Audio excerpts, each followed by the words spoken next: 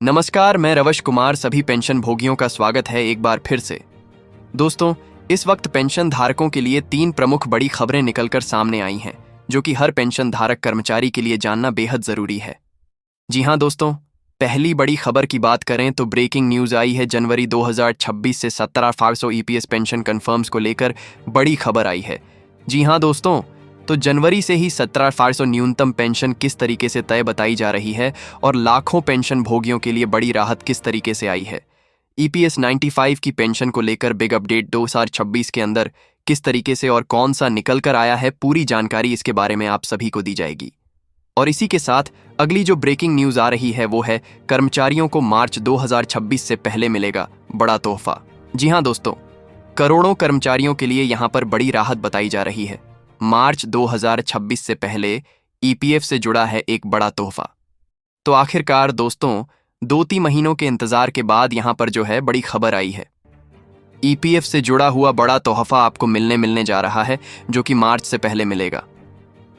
तो अभी बहुत टाइम पड़ा है, आप पहले ही जान लीजिए कि कौन सा तोहफा आम सभी को देखने को मिल सकता है। इसके बारे में बात करेंगे और साथ ही हम लेटेस्ट अपडेट की बात करेंगे कि कर्मचारियों के लिए जो बड़ी राहत है वो ईपीएफ से जुड़े तोहफे को लेकर है। तो कौन सा तोहफा आपको जल्द देखने को मिलेगा, तो चलिए इसके बारे में विस्तार से जानकारी जो है इस वीडियो के अंदर जानते हैं। लेकिन आपसे एक ही निवेदन रहेगा कि वीडियो को आप लास्ट तक, एंड तक पूरा जरूर देखिएगा। साथ ही चैनल पर नए हैं तो चैनल को सब्सक्राइब कर दीजिएगा और इस वीडियो को अपने पेंशन धारक मित्र दोस्तों में शेयर करिएगा। पेंशन धारकों की तमाम ग्रुप्स में भेज दीजिएगा ताकि वह भी पेंशन से जुड़ी हर बड़ी अपडेट को सही, सटीक और तथ्यों पर आधारित बिना किसी देरी के जांच सके। तो यहां पर चलिए स्टार्ट करते हैं। सबसे पहली बड़ी खबर की ओर चलते हैं, जो कि ब्रेकिंग न्यूज आप सभी के लिए आई है कि जनवरी 2026 से 17,500 ईपीएस की पेंशन कंफर्म हो गई है। यानी जनवरी से ही इसी महीने से 17,500 की न्यूनतम पेंशन आपको मिलना तय हुई है।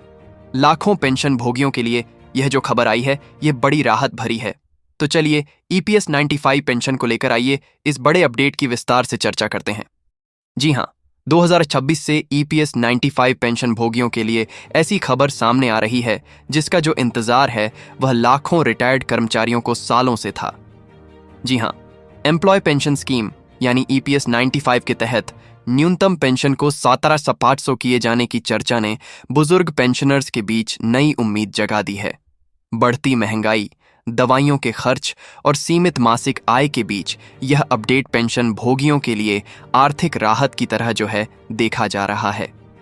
ईपीएस पेंशन मुख्य रूप से उन कर्मचारियों के लिए होती है जिन्होंने अपने कार्यकाल के दौरान ईपीएफओ के जरिए पेंशन योगदान किया है।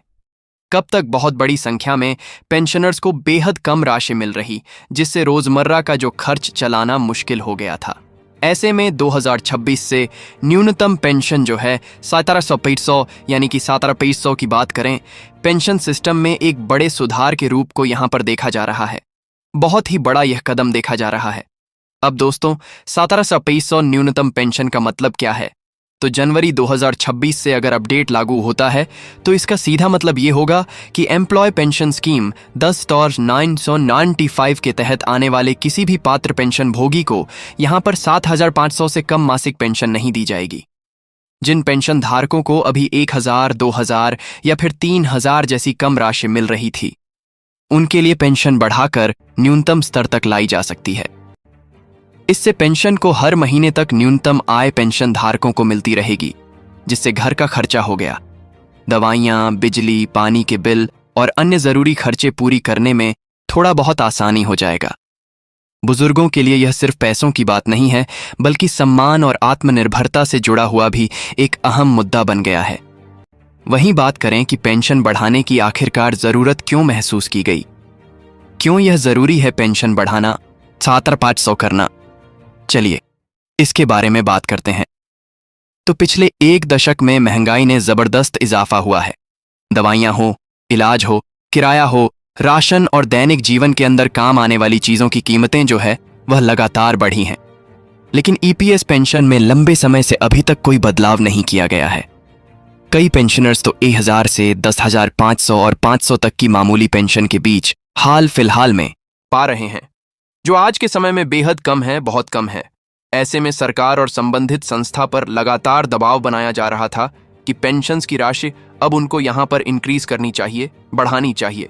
2026 में 17,500 की पेंशन की चर्चा हुई और इससे लंबे संघर्ष और मांग का यह जो नतीजा माना जा रहा है, यह अपडेट जो 67,500 की पेंशन को लेकर आया है।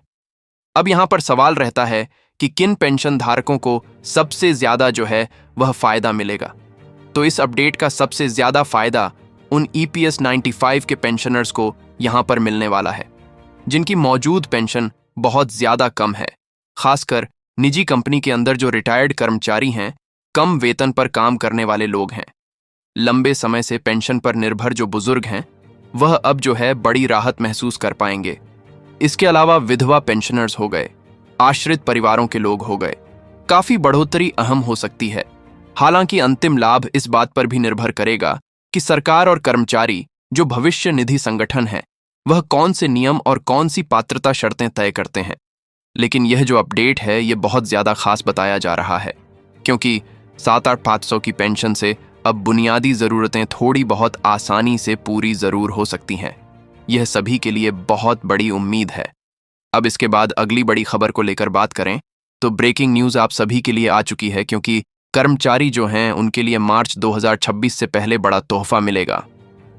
ऐसी बात बताई जा रही है जो करोड़ों कर्मचारियों, तो उनके लिए राहत भरी खबर है कि मार्च 2026 से पहले EPF से जुड़ा बड़ा तोहफा जो है उनको देखने को मिलेगा। तो EPFO के एम्प्लॉइज को लेकर कौन सी गुड न्यूज आई है, कौन सा तोहफा मिलेगा, मार्च 2026 से पहले किस तरीके से मिलेगा और किन किन लोगों को इसका लाभ होगा, चलिए इस अपडेट की भी पूरी चर्चा इस वीडियो के अंदर करते हैं।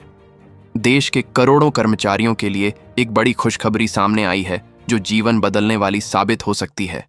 कर्मचारी भविष्य निधि संगठन यानी EPFO जल्द ही EPS निकासी प्रक्रिया को पूरी तरीके से डिजिटल और सरल बनाने जा रहा है। आने वाले समय के अंदर श्रमिक जो है वह ETM और UPI के आधार पर अपना PF का पैसा निकाल सकेंगे, जो कि बहुत ज्यादा क्रांतिकारी कदम माना जाएगा। केंद्रीय क्षार मंत्री मनसुख मांडविया ने एक अपने इंटरव्यू के दौरान जानकारी दी थी कि प्रशासन की कोशिश है कि यह नई सुविधा मार्च 2026 से पहले ही आप सभी के लिए शुरू कर दी जाए, इसलिए यह बताई जा रही है।